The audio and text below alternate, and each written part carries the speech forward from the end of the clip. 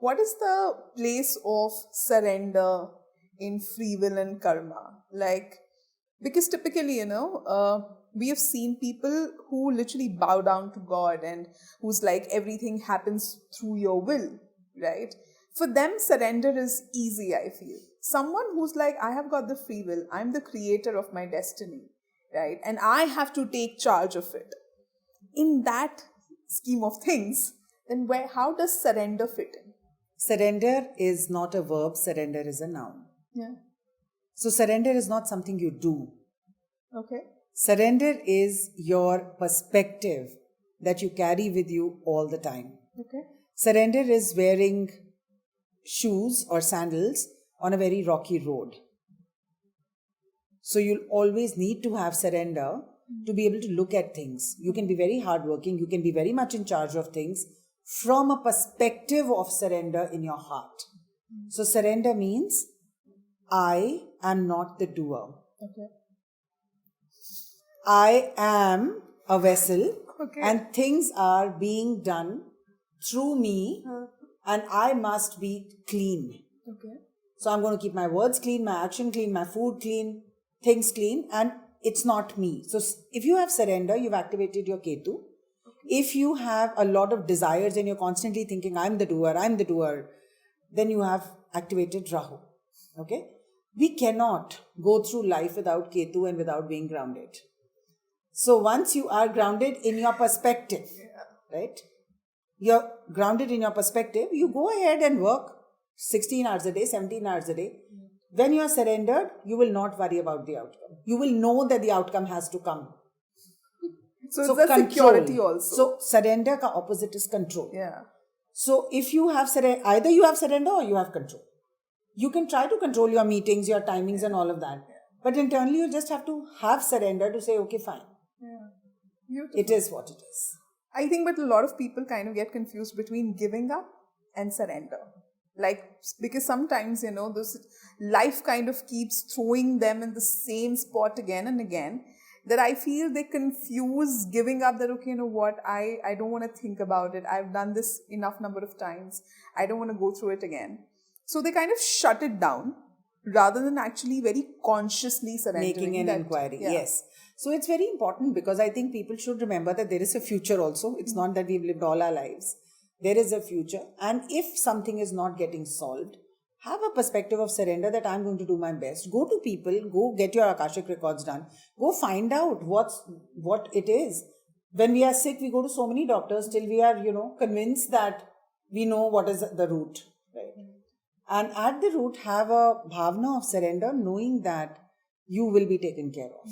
What is the place of like a spiritual healer or guru or mantras or these rituals in cleansing the karma? The guru or the mantras, so the guru is a conduit, and the mantras and your realization, forgiveness, all these are tools. So the guru will teach you how to use these tools to raise your vibration beyond the third level of cause and effect.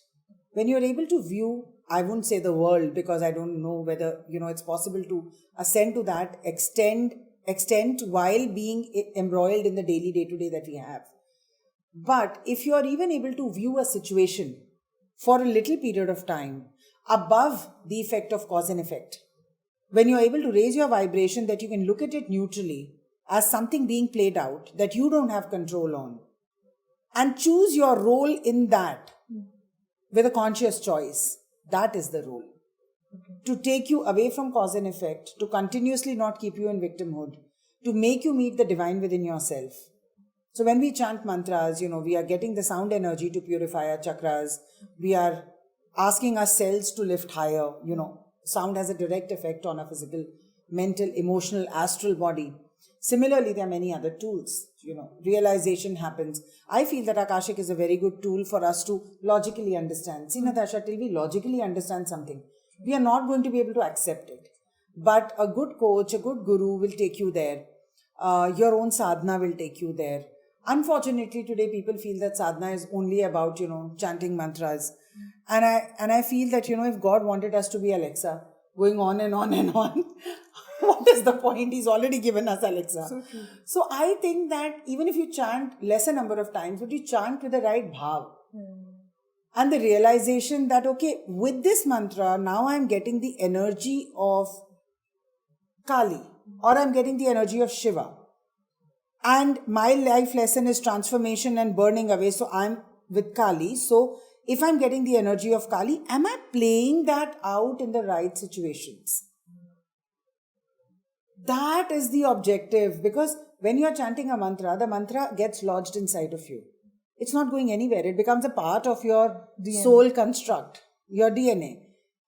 But this process is not separate from this normal life. If it's becoming part of you, then it has to be expressed in the right way, in a place where it can either, elevate people, or you become an example where people say, wow, I also want to be like this. So you be a light either passively or actively, and that is the whole point. And while doing this, your karma is already burning. When you are living a higher version of yourself, when you are immersed in a higher search, when you are activating your Ketu, when you are with a deity, when you are constantly striving to better yourself, when you are playing golf instead of playing cricket. इसके साथ ऐसा क्यों है? इसने इतने runs क्यों बनाए? No, you're against yourself. Last time when this happened, I was like this. This time, see.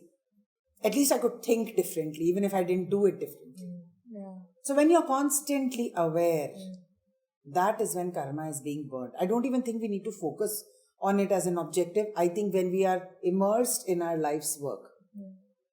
Purpose. Purpose, work, even normal going to office, working very hard, and having that thing in your heart that I want to make a difference to this office. I want to make a difference to this home.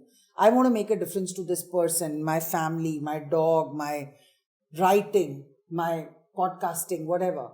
Then I'm constantly going up. And this is being burnt. And what about forgiveness? Like, does forgiveness also activate the whole karma cleansing? Forgiveness is spoken about so lightly. It's one of the most abused words in the spiritual domain. It's not easy to forgive. Yeah. It's not easy to forgive. I personally feel very few people can forgive. But it's extremely important to start that journey with awareness that we have nothing to forgive. That everything that has been played out is either a karmic plan or is a lesson for you, either which way you attracted it.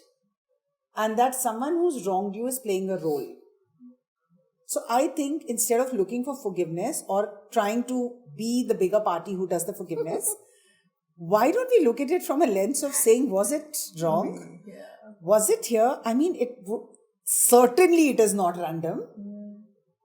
How can I look at it differently and not as a victim? How can I look at it, not that why did it happen to me? How can I look at it today that the nature of that situation changes? So in my workshops, I tell people, don't try to forgive. I don't think you're going to succeed. So let's send love to that situation. Because sometimes when we think of certain situations, we're like, why did I say that? Or how could he say that? Or, it's that whole thing. We don't want to remember it. We are deeply embarrassed, either because we were there or because we said something or because something was said to us and now we feel so victimized and helpless about it. So I think let's send love to that situation and let's try to find out what it is that we could do differently, if at all, something like that comes up. And if you can't have compassion for that person or for yourself, just try to neutralize it. Which is again, I think, very hard, but I think it's still easier than forgiving someone. Yeah, I get it. Yeah, because forgiveness is again from the lens of right and wrong. Yeah. And I think that lens doesn't exist. Yeah, because it's like, I forgive. I am a bigger person. And I was wronged. I was wronged. Yeah. So there is no right or wrong. There are only choices. Someone made a choice, you didn't like it much. So forgiveness is still somewhere related to ego. 100%. And control. And control. I could have done this. I could have controlled it. I should have said this. Upper hand, control, power struggle. Yeah. People who cannot forgive or cannot forget have stomach issues. indigestion or anything to do with your stomach, because stomach is our our solar plexus, which is actually the chakra of power. Power play wahi se aata hai. Wow. So not even able to forgive is a sign of not being able to let go. Right. So you remember, you procrastinate, you remember, you think, you ruminate. This will get tighter and tighter. Thank you so much, Dr. Manmeet. Again, an episode of absolute delight, discovery, awe, and whatnot. It's always a pleasure holding the conversation with you and like getting so much of downloads and insights from you. I really hope that today's episode is again a portal where other people can transcend and get to know more deeper about karma theory. So big gratitude to you. Thank you so much. Good to for be being here. in Charter. Thank you. Thank you. And to all you lovely people who stuck till the end, please don't forget to like and subscribe our channel. If you think that someone thinks really deeply about karma all the time, don't forget to share this episode with them. And we will be back again with another exciting episode and another exciting guest. Till then, take care. Thank you.